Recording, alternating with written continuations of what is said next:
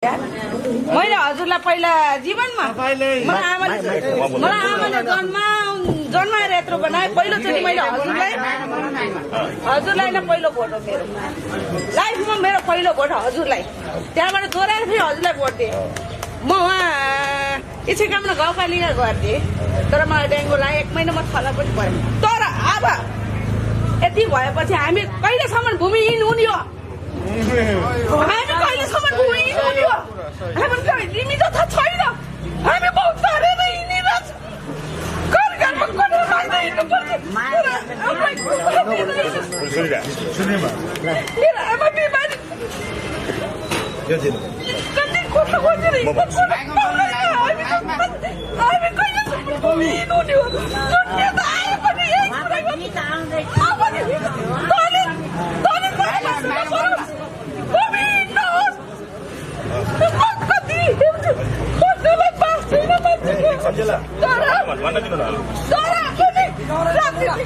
के बेलादेखि आज आउनुभयो तपाईँ?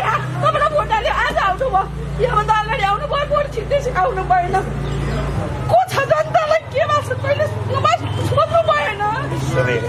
मेरो आमा बिरामी त हजुर औषधि गरिदिनु भन्दै हिँड्नु पर्यो। 2टा मृगलाई ड्यामेज मेरो आमाको। मैले आमालाई 3 वर्ष भयो घरमा राखेर सुताएर पालेको। 15-16 हजार टेबल खर्च लाग्छ तर दिने कोही छैन। आफूले कमाइ हुँदैन। तर कहिलेसम्म हामी यो भौतारेर भूमिहीन भएर घर बिनाको बाँच्नु पर्ने हामी। म तपाईँलाई बताउँछु है त। मैले हिजोको एउटा कार्यक्रममा पनि बताएको थिएँ। तपाईँहरूको नाममा, सुकुम्बासीको नाममा, भूमिहीनको नाममा जुन राजनीति वर्षौंसम्म चलेको छ यसलाई कानून बनाएर कानूनी माध्यमबाट जे हुन्छ त्यही गरेर मेरो कार्यकर्ता भए या अर्को कुनै पार्टीको कार्यकर्ता भए पाउने नभए नपाउने बनाएर होइन, कानूनले जे भन्छ त्यही। यदि गलत तरिकाले गरिएको छ भने त्यसलाई कानून सच्याएर भए पनि पाउनुपर्ने मान्छे, सुन्नुहोस् है, कानूनले दिनुपर्ने भनेको मान्छेलाई यो टपिकलाई, यो विषयलाई सदाका लागि यो पसल छ नि जुन यो भोट ब्याङ्कको पसल, यसलाई बन्द गर्ने मैले वचन हिजो पनि दिएको छु। यो चुनावी सभा नभएको हुनाले घोषणापत्र पार्टीको भाषापत्रमा लेखेर हामी यो कुरालाई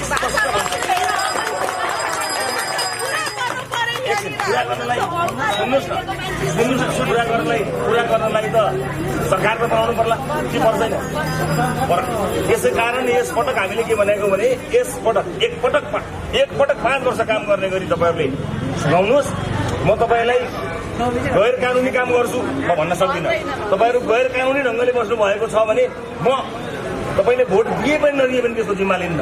तर कानूनले तपाईँलाई दिन्छ भने अब यसलाई चाहिँ नि भोटको ब्याङ्क बनाएर हामी राख्दैनौँ। यसलाई सदाका लागि बन्द गर्ने त्यो वचन म तपाईँलाई वचन लिनुहुन्छ। हजुरको हरेक झन्डा बोकेर पर्दैन, झन्डा बोक्नु पर्दैन।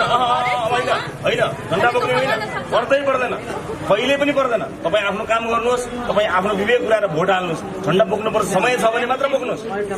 मेरो झन्डा बोकेका कारणले तपाईँको काम हुने होइन, कानूनले दिने भएर तपाईँको काम हुने हो। कानूनले दिएन तपाईँको हुँदैन।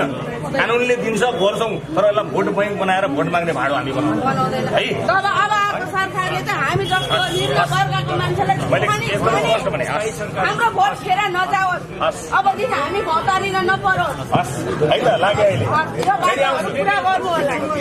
भोट माग्नु मात्र होइन कि तपाईँलाई अहिले 3टा भोट हुन्छ मेरो। स्थायी सरकार बनाएर हामीले गरेनौँ भने भोट हाल्नै पर्दैन है। पहिलो जीवनमा पहिलोचोटि मेरो भोट तपाईँलाई गएको अन्त्य पनि तपाईँबाट नै हुन्छ। हामी जस्तो मान्छे अब गएर हिँड्न नपरोस्। मधेसको लागि